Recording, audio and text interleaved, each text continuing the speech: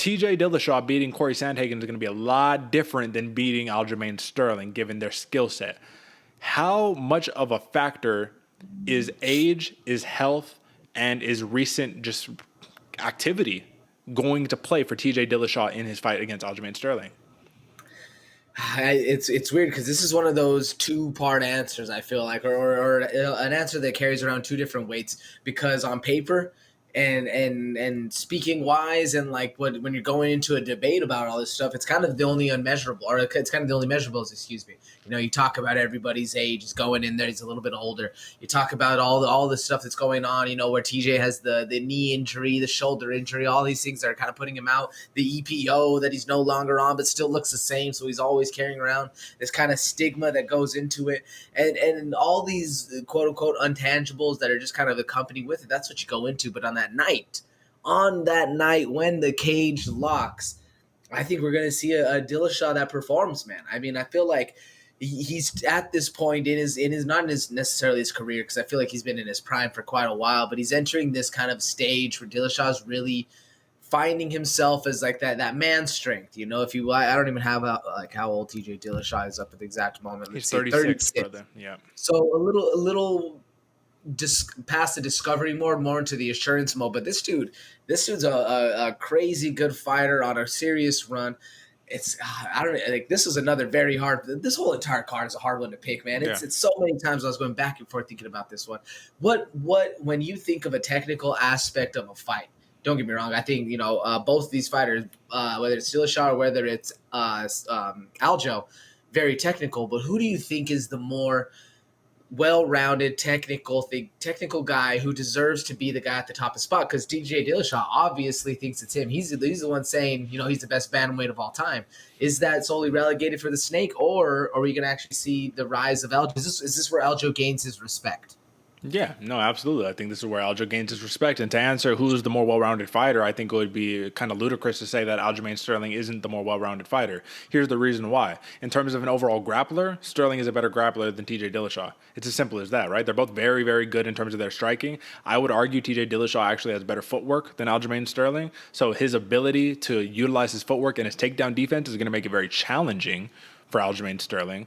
But if we're talking about who is more well-rounded overall as a mixed martial artist, I think you kind of have to say Aljamain Sterling. Now, I think this is like the two paths to victory, right? Aljamain Sterling, this is how he gets the job done. You have to keep TJ Dillashaw out there at distance, kind of more or less. He always kind of likes to keep people in like that kind of kicking range, that kickboxing range, right? And you have to time it perfectly, man. When TJ comes in, you got to grab a hold of him. And if you can get that squeeze, you can get him down, and you can, I don't know if you can hold him there for a whole entire round, but you can rack up that control points. And when you see this man take somebody's back, man, I mean, normally they're not getting out of that, right?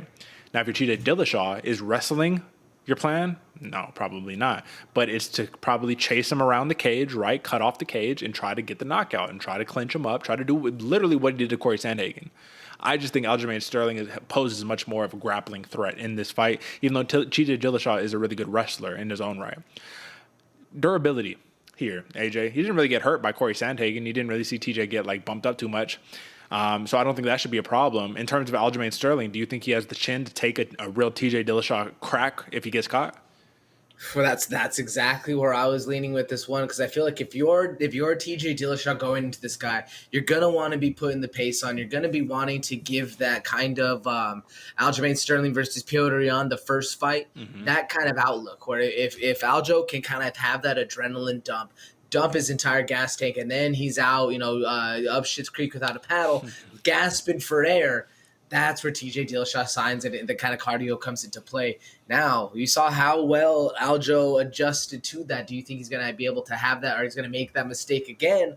I don't know, but I feel like that's where the kind of camp is betting on for TJ Dillashaw to really come in here and make a veteran move on a quote-unquote younger fighter, a less experienced fighter, and really make a name solidify a name for himself as the bantamweight GOAT.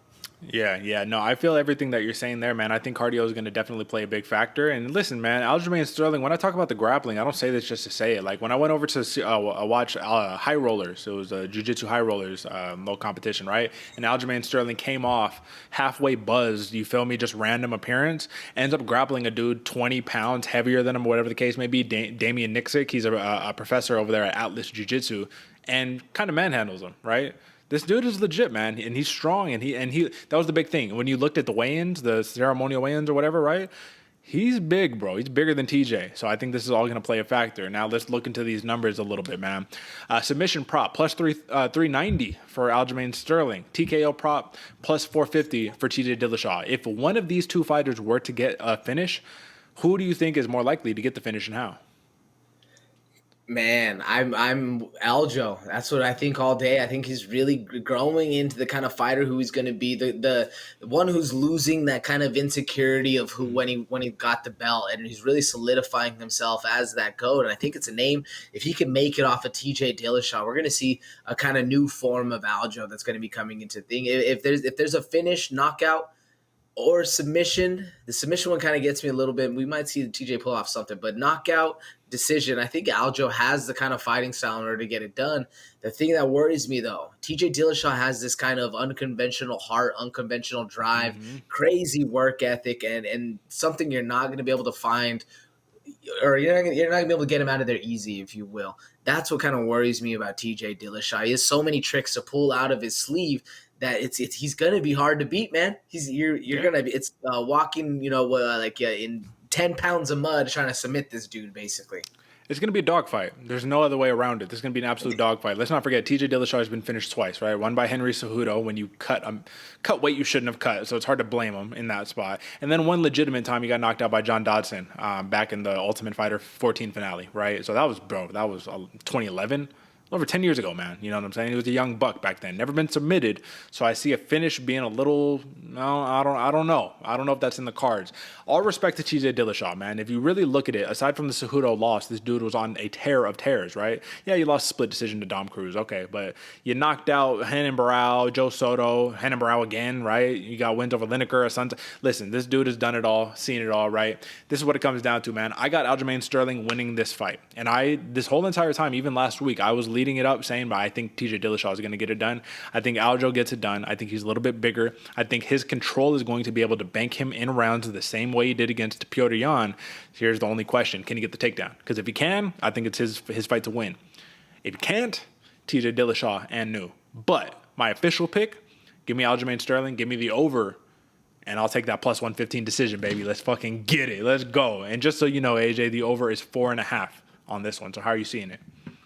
Yeah, no, I'm right there with you. I was kind of hoping you weren't going to go for the decision, but that is it seems like the most lucrative at that plus 115. The snake is going to be hard to put away. I'm going Aljamain Sterling, and still, God, the decision, man. It's a hard one to not pick. And honestly, I wouldn't be too surprised to walk away with a split decision and still for Aljamain Sterling. Like, I think this could be a very, very close fight.